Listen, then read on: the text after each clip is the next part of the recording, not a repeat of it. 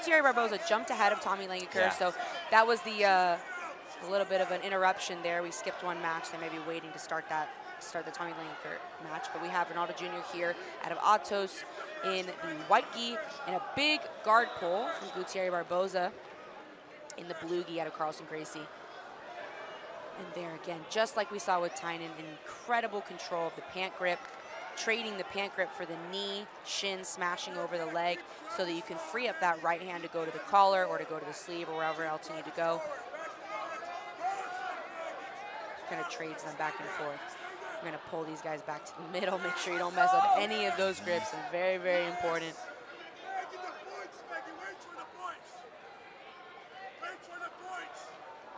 Guthierry Barbosa with an overwrap de la Hiva. That left arm all the way around the leg. He's got a grip of the sleeve, I think, inside there. Shouldn't be that difficult to break if Ronaldo yanks up hard. I think he'll probably be able to break that if he wants to.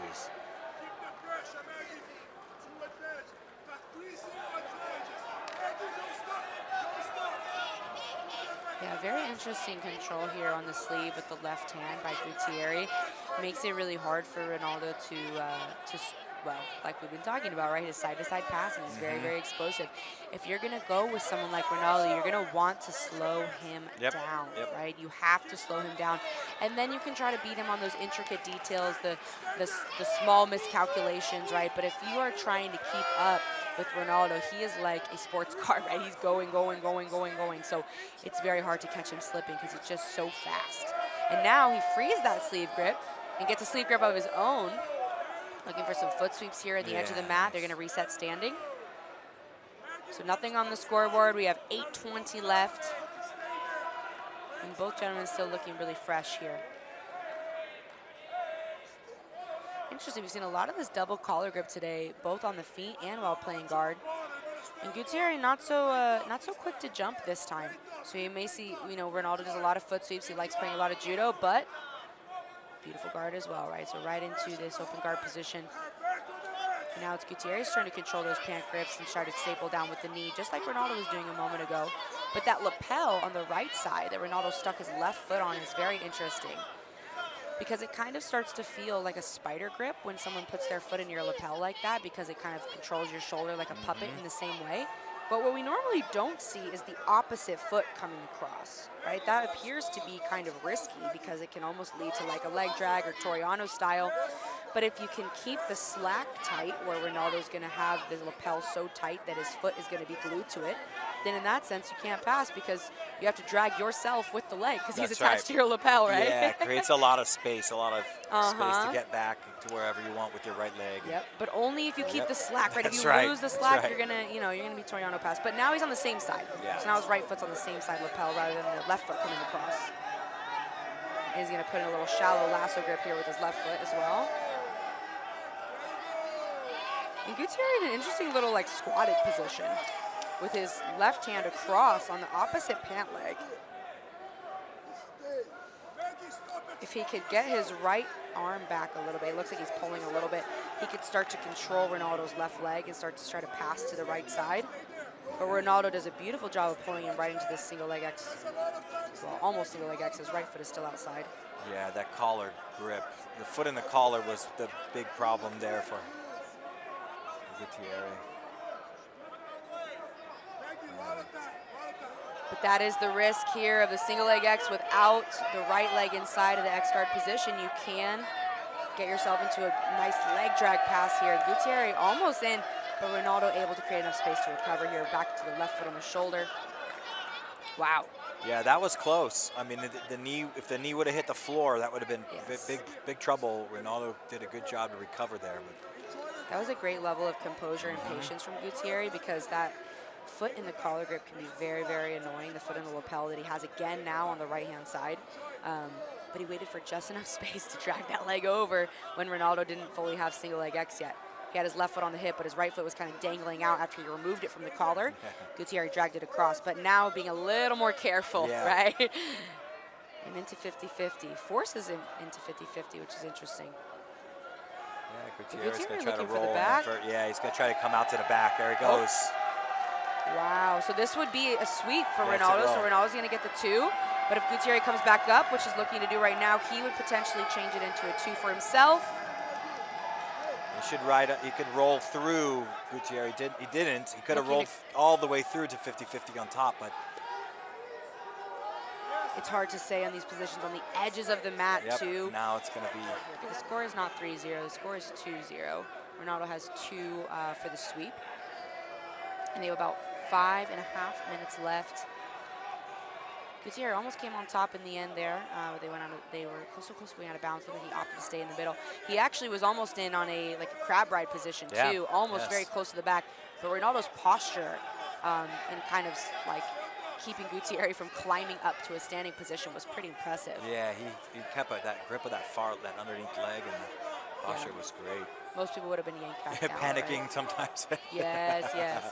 Yeah, most people would have been yanked back down, but he was able to kind of posture up, stay really straight up, and keep the top position. That was exactly when he scored the 2, which is it's kind of a risk there because Guthierry probably felt he had the back, which is why he allowed himself to go to the bottom position, but lost the back and so lost the 2. Although now we see him come up on top and return the position. So a score of 2-2 with 4 minutes and 30 seconds left. Guthierry on top, really in the blue, protecting that right sleeve grip. Right, every time Ronaldo reaches up for that sleeve, he reaches back. Because Ronaldo already has his leg so isolated with the lapels that to give up the sleeve as well is not a good idea. But now I'm looking like he might be a similar entry as before, where he kind of looks for the footlock and then he rolls through and ends up in a crab ride position for the back. But now what's different is Ronaldo has such a tight grip with his right hand on the ankle that to slide to internally rotate his right knee and kind of get to that crab ride position is going to be very difficult with a grip like that. He's got that lapel all wrapped around. Although he is trying for it again. I mean, now we return the top position with Ronaldo on top for the 2. So we'll have a 4-2 lead now, but he's going to look to exit this 50-50 position, it looks like. 50-50 when you're on top. When there's points like this and we're in a teeter-totter sweep battle, once you come on top, you typically want to start to break that open and get to a better position. It's a little more advantageous for the person on bottom when you're coming down to 4-2 type scores, especially as far as strategy goes. But Guthierry doing a similar thing we saw Victor Hugo and doing to Nicholas Marigali earlier, where we end up in 50-50. The person on top, who before it was Marigali, stands straight up. And instead of opening your 50 and going into a different guard, he kind of follows up with the hips, elevates those hips to collapse in on the knee. A lot of pressure. And you can go into leg locks from here, but you can also go underneath to go to the back. That's right. So it creates a lot of urgency for the person on top because of the pressure on the knee. So you see Ronaldo now, fighting to open that 50-50 and really get his passing going, which is what he wants. But now Guthierry almost in on a crab ride / calf slicer position and back in 50 again. That's the opening right there that we just saw that Ronaldo wants for the pass, right? He doesn't want to be stuck in 50-50 anymore. And a beautiful, knee slide, baseball slide through, but not to the pass, not yet. Yeah, just the left foot got caught up, but it should be a formality. He's got a right underhook. His head's in the front. He could be a little lower on his left side, but it just has to force him to walk backwards towards his left. And what we see that we talked about so much here earlier is his right foot. If he windshield wiper his right foot over to this side and walk this way, he would have a pass, but he backsteps instead, right? Same idea. He kind of walked Guthierry's knees closer to his head, crunched him up first, and then came back to the other side. So with 2 minutes left here, he does get the pass. Now a 7-2 lead. He gets an advantage for knee on belly. Guthierry was looking a little frustrated there right after the pass. Understandably so, right? Not a fun place to be with Ronaldo Jr. on top of you in side control. A lot of shoulder pressure coming on that left arm around his head. Just all that pressure, so much so that Guthierry is being forced to turn the other direction. And a beautiful job by Ronaldo coming here to block the hip with his right hand. So when you're blocking the hip with the right hand here, it really makes it hard for Guthierry to bring his right knee inside and start to recover the guard. Makes it pretty impossible. Yeah, he's going to have to run away. He's got everything is on one side. It's almost like you just have to run away now because you've got all grips on that near side, which is difficult to turn, to say the least. Yeah, look at that pressure. He has a lapel pass through, shoulder pressure making Guthierry face this way all the way, and that left arm is a little bit trapped underneath the chest of Ronaldo Jr. And from here, with 1 minute left, I mean, he may be looking for the submission. He might rack up some more points with the knee on belly. but not a whole lot of pressure on him right now. As long as he has, if he's actively looking to improve, then there's no risk.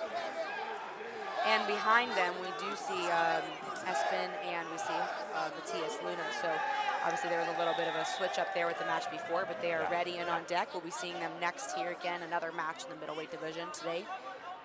There we go, a bread cutter. Gonna try it. Here it Ooh, comes. My favorite. Yep, that's beautiful. Oh, wow. That was under the chin for a second, it too. was. I'm very surprised he did not get the finish. It almost looked like he opted to change out of it, like he kind of let it go.